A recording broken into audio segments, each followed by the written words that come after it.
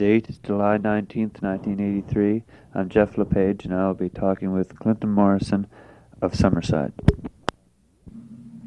But my mother's name was Ruth Evelyn Boyle, and she was born in 1916, August the 20th.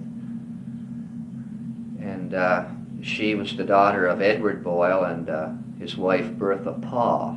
Now, Paugh, P-A-U-G-H, they spelled it, but it's an English name, a Devon name. It's P-O-W, P-O-W-E was the earlier names, the way to spell it. But anyway, they were her parents. Edward was born in 1888, and he just died here in 1981. He was quite old, and he was quite a bit of help to me too, but even so, he had forgotten a lot, or had never heard it. And his parents before him were Thomas Boyle. And Thomas lived from 1807 to 1873. And Thomas Boyle was married to Anne Ramsey. She lived from 1813 to 1886, according to her age at death, anyway. I couldn't find her baptismal record. Now that's as far back as I've been able to trace my Boyle side. Now they came from Ireland. Thomas Boyle came from Ireland. There are various stories where he came from in Ireland.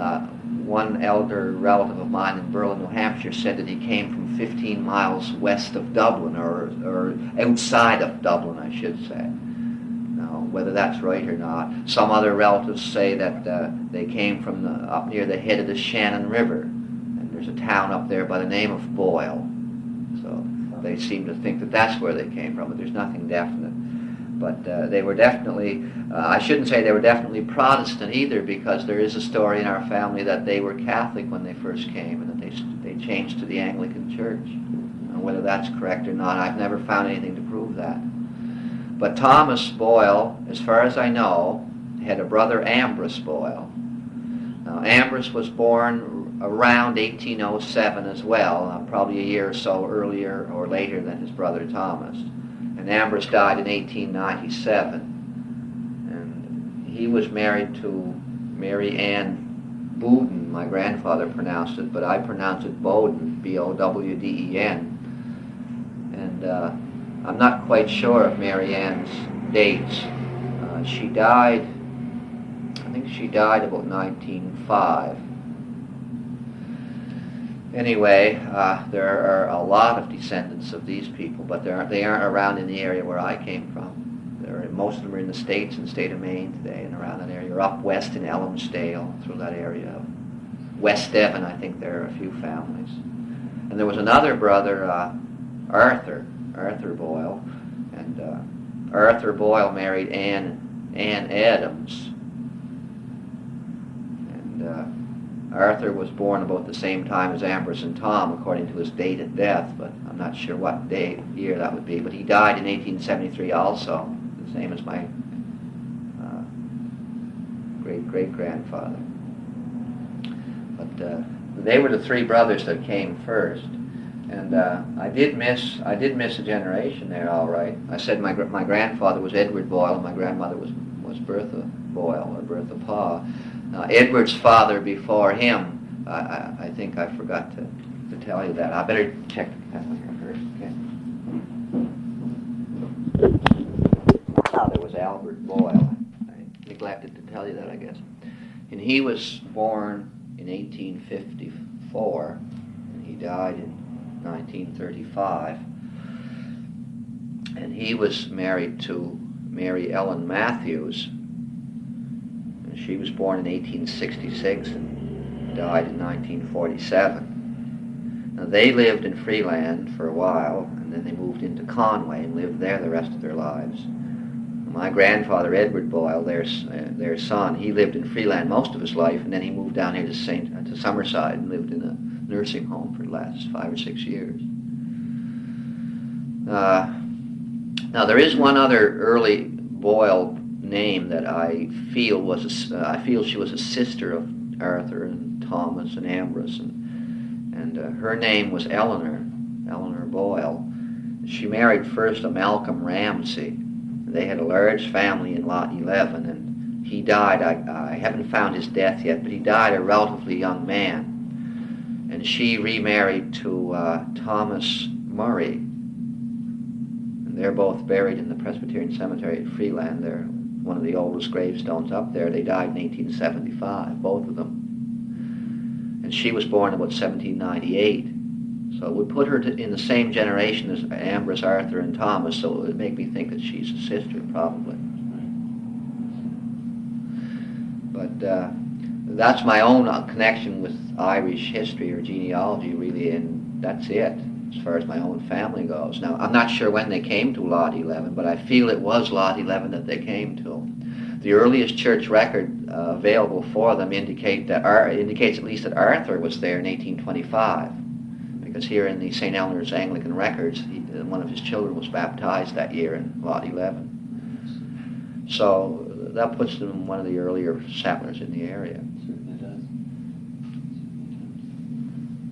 But there are many other Irish families up there who were even a little earlier than them. I like to think that the founding families of Lot 11, the true founding families, were Irish. Now, there were a few other families there a lot earlier than the Irish, but the Irish came, the first truly wave of people to come and settle as a group were Irish, and that would be the Bulgers, B-U-L-G-E-R, the way they spell it, the Bulgers and the Kellys, the Kilbrides. Now, those three families for sure came in 1823, and they came from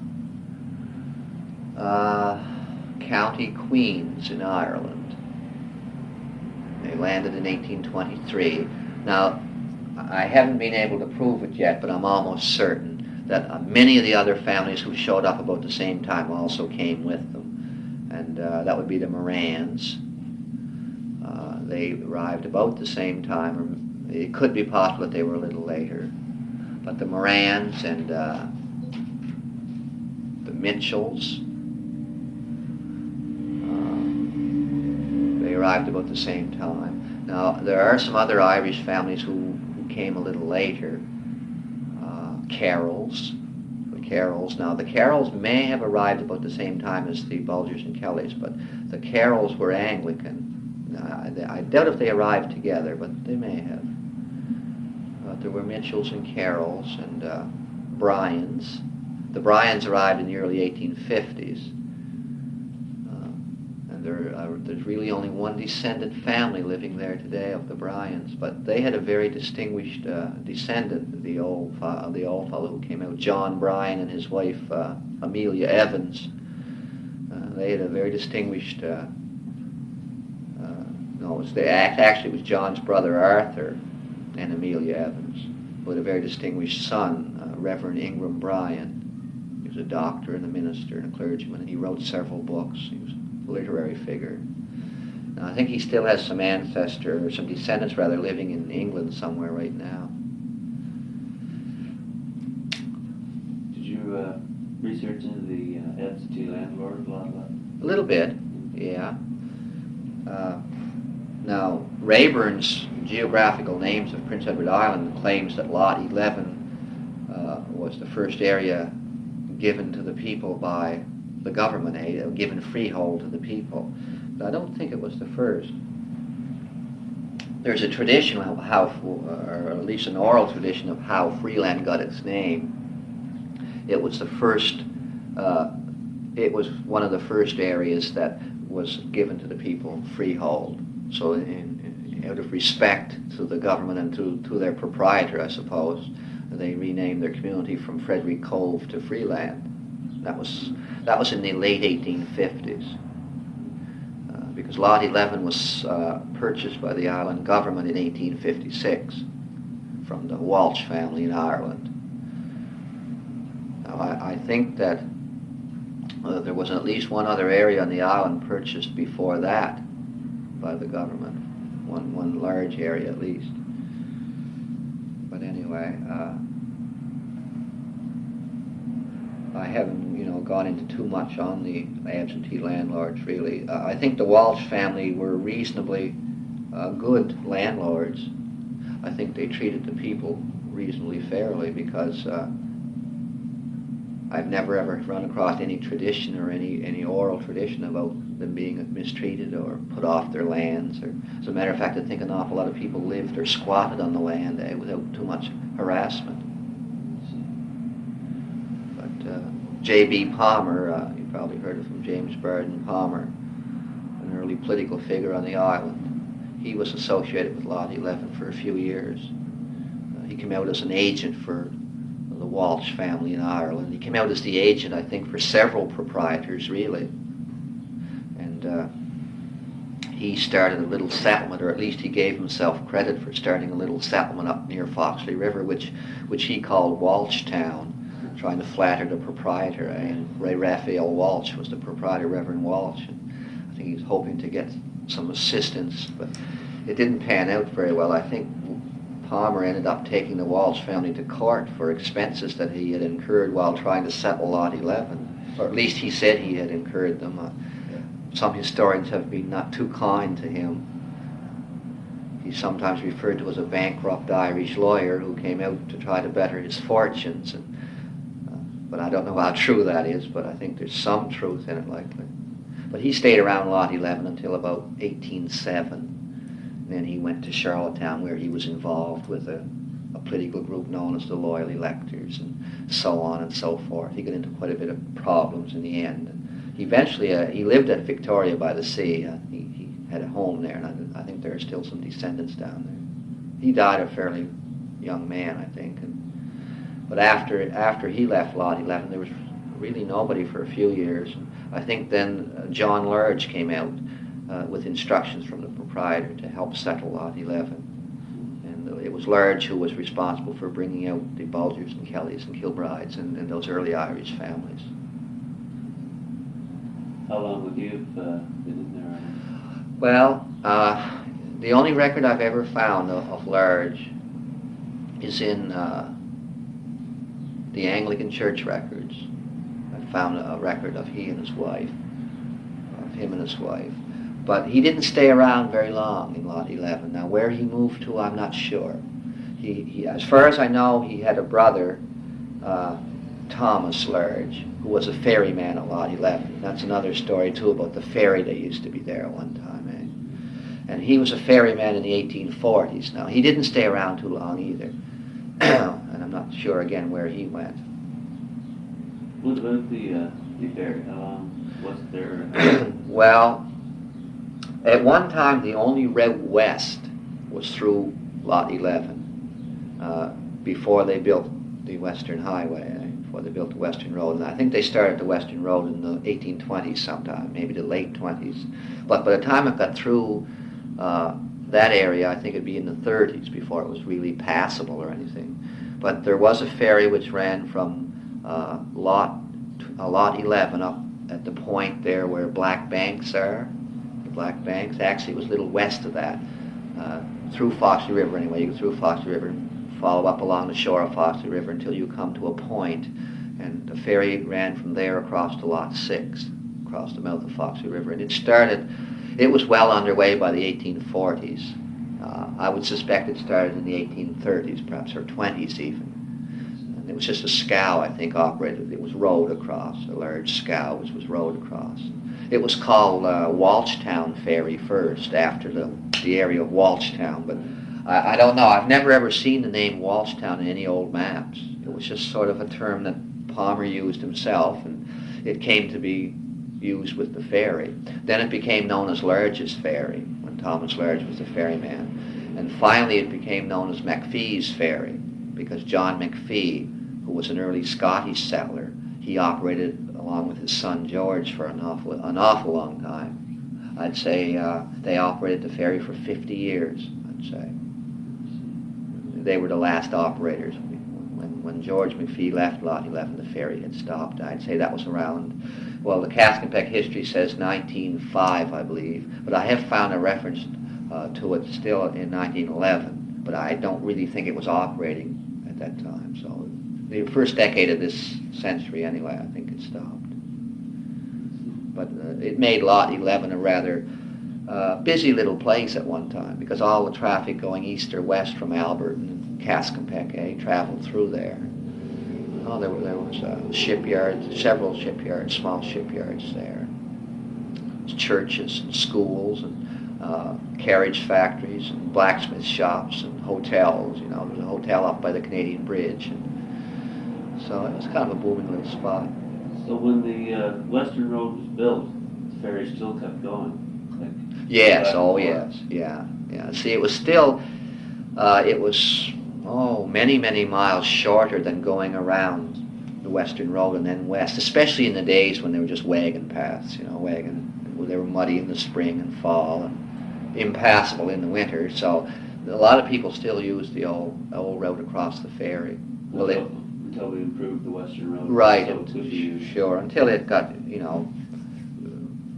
I suppose, passable enough to make it comfortable. But even then they used the old McPhee's ferry for a long time. It was shorter, It was I think it was 9 or 10 miles shorter. And when you're traveling by horse and buggy, that's quite a bit of time, And in the wintertime, especially when it froze over, they used to bush the trail and they used the ice then, certainly in the wintertime for years. Right up until, 75 years ago. So these original families, have you found any reference or any sign of any original homes or homesteads there? Still there today, you mean? Like, for example, the Kilbrides, would they still be living in? No, I think Kevin's home that he's living in today was built in the 1890s by his father. I think his grandfather built it. His father was born in it, I believe, back about 1890 or roughly around there. The oldest, there are homes in Lot 11 today that, as far as I can find out, are at least 140 years old. Alvin Hardy lives in a home that is very old. It was built in the 1840s sometime. And of course, the home he's living in today doesn't look at all like the original. He's built on and he's improved the look of it, and it's really a much more modern looking home than it was even 40 years ago. It was just a rectangular V-shaped roof, But today he's added a lot to it. But it's one of the older homes, or oldest in Lot 11. And there's an old home up along the bank of Foxley River. You have to go over Canadian Bridge and go in about 200 or 300 yards along the road. This is the old road to the ferry. And then you turn left. It was owned by the Keenan family. Up until, I think they still own it as a tourist resort right now. But Thomas Keenan and his wife Margaret lived there for a few years. They came from the States and bought it. It was formerly the old Joe Kelly place. Now, I've been down in the basement of their home. They've showed me around. And the sills and the carrying beams under the house are old spruce trees flattened on one side. And that indicates it's extremely old too. And they claim that it's, runs back about 1850 anyway. Whether they know for sure, but I would say that they're not too far out. And the Ed Henderson house up in Murray Road is an old house. That would be George Henderson's father. It's a fairly old home too. It was built by the Murphys, I believe. That'd be Oswald's ancestors, and it probably runs back to 1860 or roughly or somewhere. So there are some very old. Yeah, there are. There still then. There are a few older ones still around there.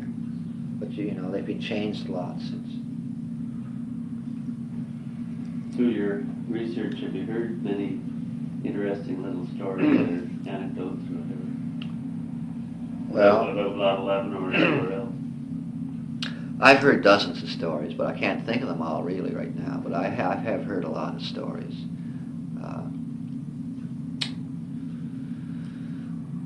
To bring one to mind, really, I can't right offhand, and to do it justice anyway. I can think of one amusing little incident that apparently happened to my great-grandfather anyway. Thomas Boyle. He was pretty proud and pretty stubborn, I guess, as most of the old Irish pioneers were. Probably some of the Irish get that characteristic attached to them today too. But he was a proud man, and he always considered himself a pretty good farmer, He always liked to have the best crop of anybody in the area, and he lived in free land. And this particular time, it would be in the 1840s because harvests were bad then, and there actually were people practically starving to death. The government was handing out seed grain to help them plant their crop in the spring and so on.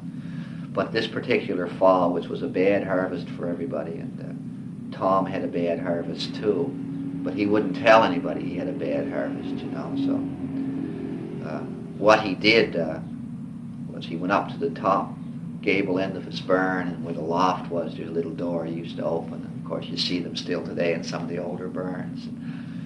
He just stocked it full of sheaves of grain, just piled that hole through, hanging out up the barn loft. And his neighbors would come and visit him, and they'd ask him how his crop was. They had a terrible crop. Oh, he said, I had a great crop. He said, look, he'd point to the barn, and here'd be the sheaves hanging out, you know. That little story is being passed along. It gives a little idea of what kind of person he was. Very proud. Very proud, very vain, a little bit stubborn. Yeah. He wouldn't admit that he couldn't grow a good crop even in hard times. But Lot 11 has a rather interesting history, really. Like I said to you earlier, I have a history coming out, which is going to be 2 volumes, and it has a lot of stories, a lot of folklore, and a lot of things in it. And I think I'd rather leave, without telling you now, I think I'd rather wait till it's published and get it on the market and stuff, you know. I can't blame you. But I certainly plan to let people enjoy it, let people share in it, because it's great. You know, Lot 11 has had a lot of interesting characters there in the past. Oswald Murphy's, what would it be? His grandfather, I guess. Let's see, Oswald's father was Tom. I guess it'd be his grandfather was Joseph Murphy. You know. He was quite a well thought of man in that area.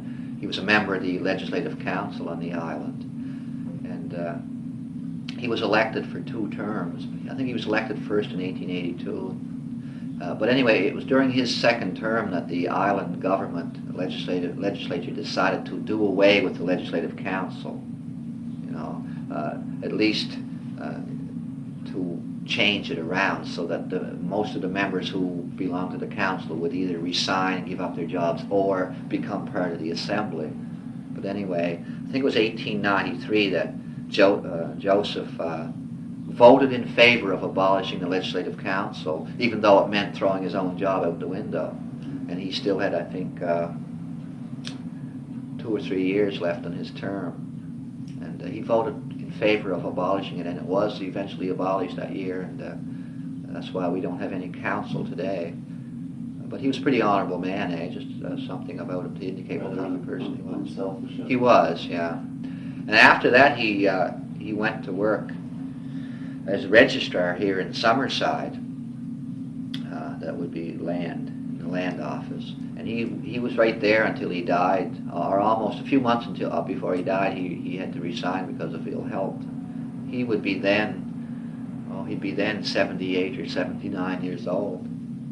But the Murphys, I found an old letter dated Freeland Lot 11, 1886. And the letter states it was supposed to have been written by this Joseph Murphy. And I think it was, because the information that is in it sounds to be the information that he would know and that would be available for him to write about at that time. And anyway, he wrote to a Miss Amy Pope, whoever she was. But this would be while he was a member of the Legislative Council, so I suppose it might be somebody that knew him as a member of the government and just wrote to him for information. But in his letter, he states that the Murphys came first to Newfoundland, and then they came, that'd be Patrick Murphy the first, that'd be Joseph's father, came to Newfoundland first, and Oswald may have told you, and then came from Newfoundland across here to the island. That'd be around 1820, 1822, something like that. Now, it even stated that the name of their ship was the Dudley. The Dudley, yeah. Now, it sounds, quite plausible. At this time, I think they probably came to Newfoundland first to fish, or to work in the fishery. And during the early 1800s, that was sort of a dying business. So a lot of people migrated or emigrated from Newfoundland into New Brunswick, PDI, and Nova Scotia. I think maybe that's why the Murphys came here. But they weren't part of the Irish immigration that came in 1823. I think they were here a little before them, because they didn't even settle in the same area. No. They settled in Murray Road, whereas the others settled in Foxley River.